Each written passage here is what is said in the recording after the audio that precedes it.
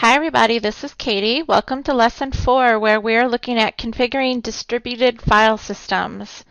The objective for this may include, but it's not limited to, so the things that we're going to be looking at in this unit lesson, installing and configuring DFS namespaces. Remember, DFS, distributed file systems. Configuring DFS replication targets. Configure replication scheduling, remote, differential compression settings. That sounds like something that you need on your car when you go for an oil change. Configuring staging, it's not by the way. Configuring fault tolerance, clone a DFS database, and recovering DFS databases plus optimizing replication. So we are looking at chapter 4. It's not too long of a chapter. We need to look at what DFS is. It's a set of technologies that enable a Windows server to organize multiple distributed file shares into a file system. It's how your files are stored on your computer, basically. The shares can be on different servers. The location is transparent to the user. That's the distributed part. So it's distributed over multiple systems or servers if need be. And it can provide redundancy to improve data availability when minimizing the amount of traffic or while minimizing the amount of traffic when necessary over WAN links. So it's faster, it's more efficient, it's over multiple systems, it's better protected. That's the distributed file system that is used in Windows servers. The two technologies that it includes is DFS namespaces and DFS replication. So we will look at in our lab how to install and configure DFS namespaces and replication. So I'm going to go over to the notes. A lot of what this chapter includes are these steps on how to do that, and you'll do some of this in your lab work. Okay, as you see through. Oh, I'm all the way up. Jumped up quite a bit. Let me just go back to lesson 4. But you'll see how to do this where it'll tell you, what steps to take, and then if needed, I can make a video for those labs as well. Okay, let me go over to the notes again. Key terms are listed at the beginning as always. The purpose of this lesson in this unit is to provide an introduction to installing, configuring, and using the DFS. To do these labs, we need 2 Windows servers, R2s, release 2 computers available in an Active Directory domain to allow for full discussion of the DFS. So we want to distribute the files on our 2 servers, and we should be able to do this pretty okay. When we ended our last class, we had 3 servers, so we can create another virtual server with our labs if needed. I don't have all of the labs completed yet, so that's why I'm not sure if we'll do that or not. I think we shall, though. Shouldn't be too hard. We could always keep just make a copy of our virtual system and then name it server 2 and create it from there. But perhaps we might not. It depends on time and how things are going with this semester. At this point, when I'm talking, I'm not sure, but when you see it in the Blackboard folder, you'll know. So, but anyway, if you want to do all of these steps in this lesson 4, you will need 2 servers available, and that could be worked on in a virtual environment. So DFS is a virtual namespace technology. Again, it allows us to create one single directory tree, and it has shared folders. Creating a DFS namespace allows users to locate their files more easily. Some of the tasks that you'll look at when we do our things or when you're reading the chapter are how to use Server Manager to install this new role, creating a new domain base, creating a standalone domain file system namespace, selecting folders, configuring referrals, setting target priority, and enabling access-based enumeration on a namespace. So how are these files distributed exactly? are some of the configurations that you can do with namespace. Replication enables us to replicate folders between multiple servers. So we have two concepts here again with DFS. We have namespace and replication. Namespace allows us to create a single directory tree, and replication allows us to replicate folders among multiple servers. This allows efficient use of the network. It propagates only the changes, uses compression, and uses scheduling to replicate the data between the server. Compression makes files smaller, propagates only changes. So if you're backing up or replicating a file, it's not going to replicate the whole file, only the things that have changed in that file. It saves time, space, and network bandwidth. The following tasks that we do in the lesson for DFS replication, we'll use Server Manager to install DFS replication. Again, we're getting pretty familiar with Server Manager at this point again.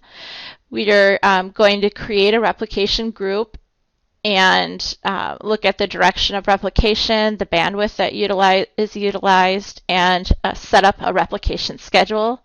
We can also configure replication targets and the topology, so where things should be, where we want to create a replicated files. There is a list of limitations for using DFS replication. It's not a replacement for backups. So I mentioned a few minutes ago, like a backup, I think was the phrase I used. It's not a replacement for backups. You want to have server backups in place. This is replicating files so that it's easier to access. If a file gets deleted, changed, or corrupted on one target server, it will most likely be on the other target servers as well. So it's not a backup. These are files that's replicated among many systems or many servers, but they're all linked. So you still need system backups. Imagine, if you will, some of you may have or may not have ever used file sharing sites and downloaded maybe a piece of software that was distributed over multiple servers, and all these servers pulled it together to make one piece. Oops, sorry, hit my microphone because I'm using my hands to talk. But that's what happens that's the similar concept of DFS. A replication group can have 256 members and 256 replicated folders. 256, that kind of sounds like the number of bits in an IP4 address. 254 minus those two. Maybe that's where they picked that number. Each server can have a member of up to 256 replication groups with as many as 256 connections. And then there's some other limitations and requirements for setting up replication. But again, until we do that, they're just numbers. Scheduling replication can be modified after the initial group has been configured. So you want to set up replication, change it another time, that's all fine. Configuring DFS replication uses a compression algorithm known as remote differential compression, RDC. And this detects changes in a file and replicates only those blocks that changed instead of the entire file. Saves some space, saves time, saves bandwidth, efficiency, everything. Some of the things that you'll do when you look at RDC are disabling. You can disable remote RDC, or you can enable it. Enabling it is more efficient and is the recommended way to go if you're setting up distributed file system replication. Configuring staging, to figure out what's needed to be replicated, we use staging folders. These staging folders act as a cache, so a temporary storage place for new and changed files that need to be replicated. It's also used to compress files that need to be sent. Makes files smaller, sends more efficiently.